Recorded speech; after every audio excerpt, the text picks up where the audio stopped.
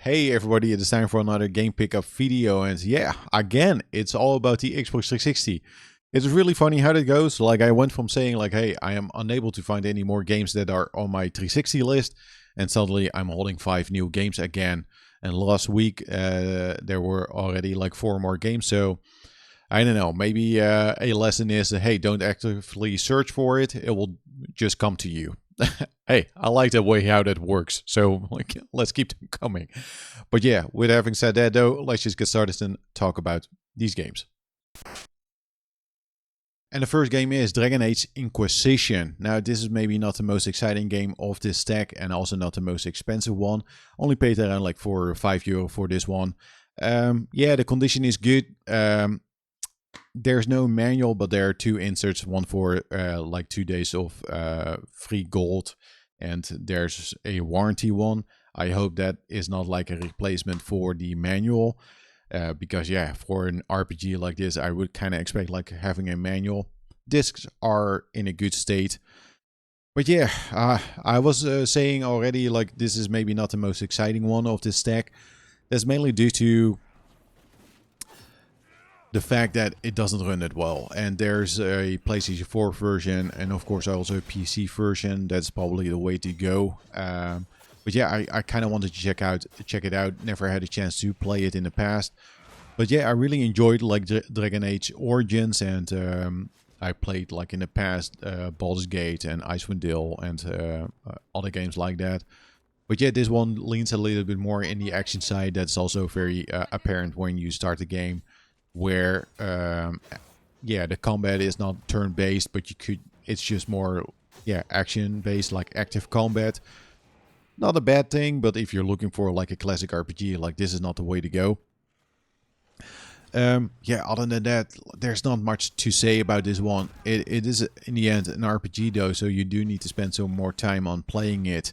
So I can only talk about my first impression, and that is, indeed, like, the performance isn't that great. Also, graphic wise, I could see it. I like the art style, but yeah, it doesn't come across that well with the Xbox 360 version. So happy that I paid not that much for this one. So could I recommend it for the Xbox 360? Not really, not really. Like, if this is the only platform that you own, then yeah, check it out, but don't pay too much for it. That's the final thing that I would say about Dragon Quest, or Dragon Age Inquisition. Oh, Dragon Quest is awesome, by the way. Anyway, that's Dragon Age Inquisition. Now the next game is Bully, the Scholarship Edition, and I'm just gonna be completely honest about this one. I don't know anything about Bully. But before I go into that, let's go over the condition. Yeah, it is in a good condition. It is complete with manual and a CD, but I am gonna guess that there should be a map in here as well, or just a poster, but I'm not too sure about that. Yeah, if there was supposed to be a map, like, I can deal with it. It's always nice if it's really like complete, but already happy that the manual is in there. But yeah, Bully. Again, I don't know anything about Bully. I know the only thing that I do know though is that whenever people talk about Bully, they are very positive about this game. But I don't know what the game actually is. I know it takes place at a school. You probably should not compare it like to GTA, but there is some open world stuff going on, but I'm not sure about yeah, to what extent. What I do know though is that this is the better version to play, besides the PC version. Like, the 361 is the way to go. But sometimes people are also quite positive about the Wii version. I do own that one, but yeah, never had the time to check it out. And if people are to believe, like, the Wii version is kind of nice because they implemented the Wii controls, like the motion controls, like in a pretty good way, or creative ways.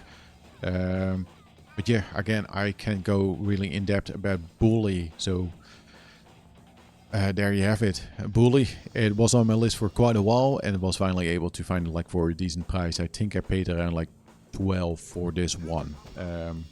So yeah, that's Bully. I'm starting to think that there's a common theme with the games that I've picked up this week, and these are all games that were on my list, but I was trying my best to find like very good deals for them because I have no experience with them, and also I'm not too sure if they are good games. But yeah, these are just games that I maybe at some point do want to play and experience on my own. And yeah, for the next game, I also believe this is probably not a very good game though. But again, kind of curious about it, and I did enjoy like prior games in the series, and that is Thief. It is in a good condition, and yeah, the disc, there are no scratches on it, but there's no manual. But I only paid like $3.50 for this one, and I also do want to say you probably should not pay way more than that for Thief. But again, I don't have any experience, so I can only base it for my first impression. But yeah, like I said, I played prior games in the series. I really enjoyed my time with Thief 1 and 2.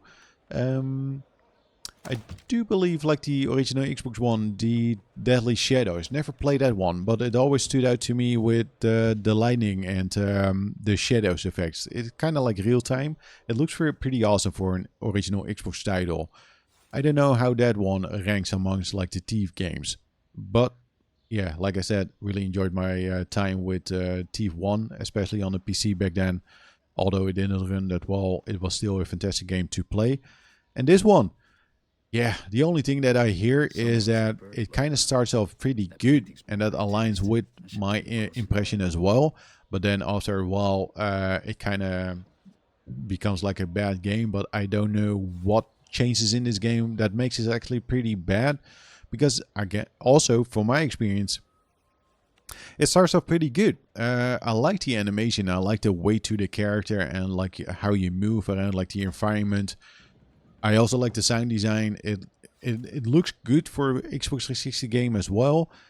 But yeah, definitely need to play more of it. And maybe my curiosity is like, where does the bad begin in this game? If you know what I mean. But again, for $3.50, hey, if I only get like a couple of hours of fun for this one, from this one, like I'm okay with that. So yeah, that is Thief for the Xbox 360. And the next game is NBA Jam, and yeah, very excited about this one. Overall, it is in a pretty good condition. Maybe not the best though. There's a little bit of like a damage here on the cover, but nothing too serious. It is complete with manual, and the disc is also in a good state. I think I want to say I paid around like 12 or 14 for this one. Not too sure what the usual going price is for NBA Jam, but yeah, 12 just seemed like a very good price. And again, it is a game that I have no experience with, never played NBA Jam. And yeah, the only thing that I can say is that I love NBA Jam on the Super Nintendo, like the Tournament Edition. That was such a fantastic multiplayer game to play. Just easy to get into, like that arcade basketball. It is a fantastic mix. Awesome game.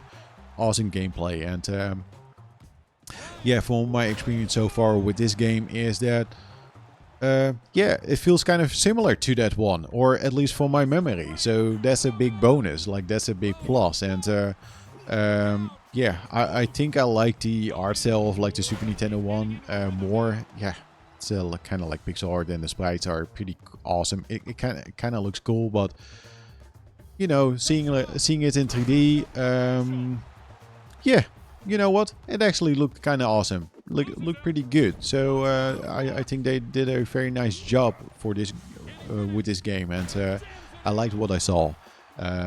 Let's just say that. And there was this one thing though that kind of stood out to me in the beginning. Like although it looked pretty good, I had to get used to kind of like the characters, like 3D models, but the heads are kind of like photo cutouts. It looks a little bit odd here and there, but once you see everything in motion, you kind of forget about it, and it works in the end. It works in the end, but that was one nitpicky thing that stood out to me in the beginning. Just a small thing. And also, yeah, kind of had to get used to the controls. I just kept forgetting like how I was able to jump or pass the ball, but yeah, that is just me. Really need to that I really need to play some more NBA Jam like later on. But again, good first impression, and for 12 or 14 or so, I can't complain. So very happy that this one is now part of the Xbox 360 collection. And the next game is Command and Conquer, Kane's Red. And yeah, this is, if I'm correct, like the final entry of like the Command and Conquer games on the Xbox 360. There are two other ones. We do have like Command and Conquer Tiberian Wars. I do want to say that is the second one, and the first one is Red Alert 3. For my experience, this is like the cheapest one. Often, yeah, see it for like 5 or so. Same goes for this one, but I see this one less than Red Alert 3. And yeah, Kane's Red, I see it like here and there, often for yeah, a higher price, around 8 or 10 or so.